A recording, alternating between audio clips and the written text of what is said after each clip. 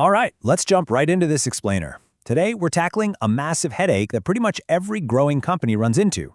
How on earth do you take chaotic, scattered customer feedback and turn it into a highly structured, automated operating signal?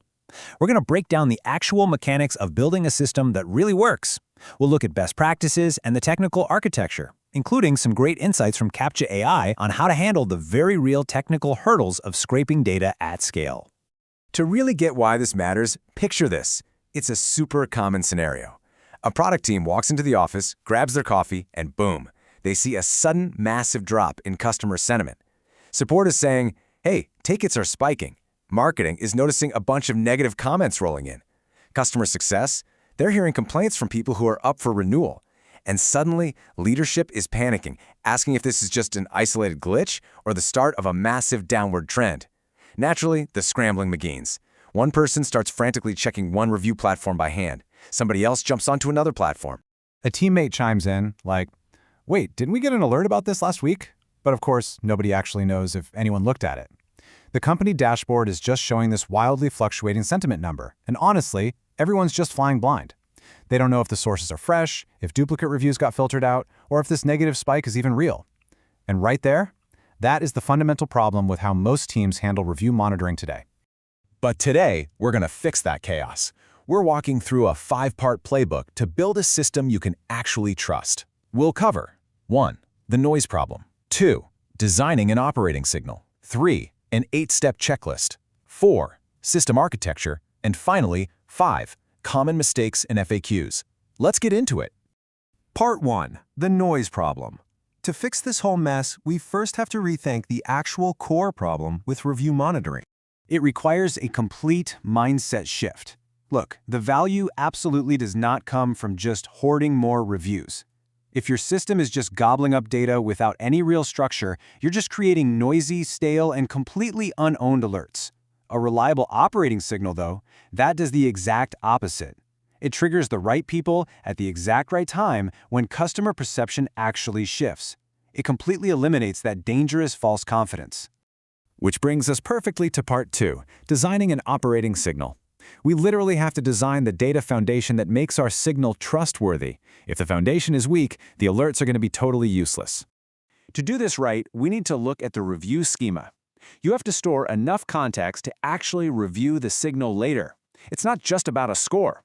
You need the source, URL, and author to understand the platform context and identity. You obviously need the rating and text for the core feedback. But here is the crucial part. You absolutely need the date the review was posted and the time it was scraped. This validates freshness. A raw sentiment number without all this surrounding context, it's basically useless when someone actually goes to investigate and fix the problem. All right, part 3, the 8-step checklist. How do we actually build this bulletproof foundation? Let's walk through the practical, step-by-step operational checklist. The first half of our setup is purely strategic. Step 1. Define the business purpose. What exactly is this monitor supporting?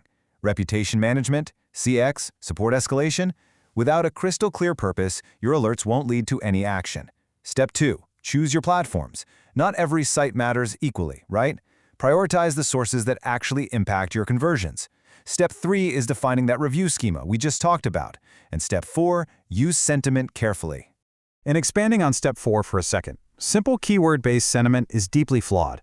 It's fine for basic trend spotting, but it completely misses sarcasm, nuance, or mixed feedback. If you're building serious production workflows where an alert makes a team drop what they're doing, you're going to need stronger models, human validation, or really solid category tagging. Now for the operational half. Remember, the goal is better alerts, not more alerts. So, Step 5, set meaningful thresholds. Don't ping people for every tiny blip. Look for sustained negative sentiment or a sudden spike from one source. Step 6, monitor source health. Step 7, create a real escalation path. A negative review spike shouldn't just fire off a generic email into the void. Who owns it? Who investigates it? Who decides if support or marketing should respond?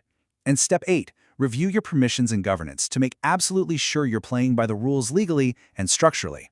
Actually, let's pause on Step 6 for just a second, because I cannot stress this enough. You have to track failed runs and stale data.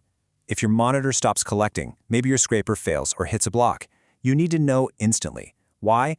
Because silence can look exactly like stability. Assuming no news is good news is a massive, sometimes fatal, trap for product teams.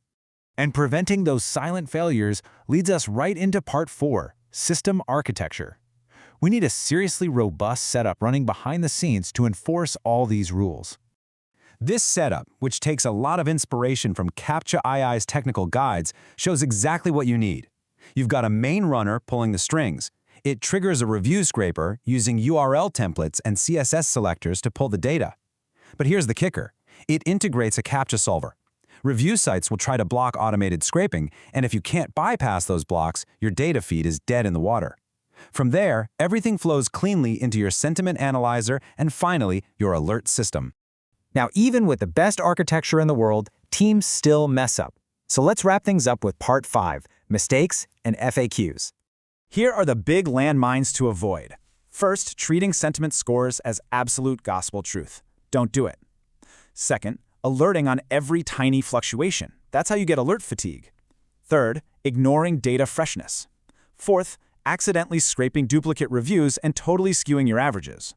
Fifth, sending out alerts with literally zero ownership attached to them. And lastly, skipping those crucial governance and permission checks. All right, let's hit a few quick FAQs we hear all the time. First question, how accurate is basic keyword-based sentiment? Can we really trust it? Well, the simple answer is they're great for high-level trends, but no, they are definitely not perfect. If you're making major business decisions or, waking up an engineering team because an alert fired, you absolutely need stronger models and human validation. No question. Here's another one. How often should teams actually be monitoring these review platforms? Honestly, it completely depends on the platform's impact.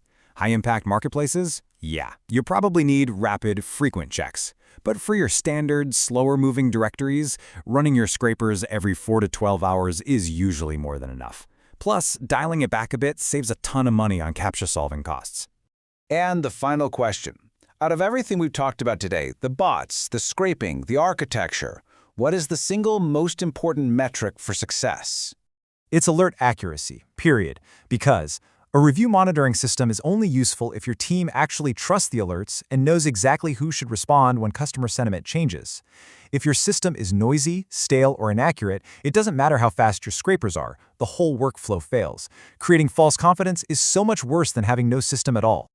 So I'm going to leave you with this thought. Take a hard look at your team's workflow right now. When that next critical notification pops up on your screen, are you reacting to the structured, validated truth, or are you just endlessly chasing noise? Thanks for hanging out with me for this explainer. I'll catch you next time.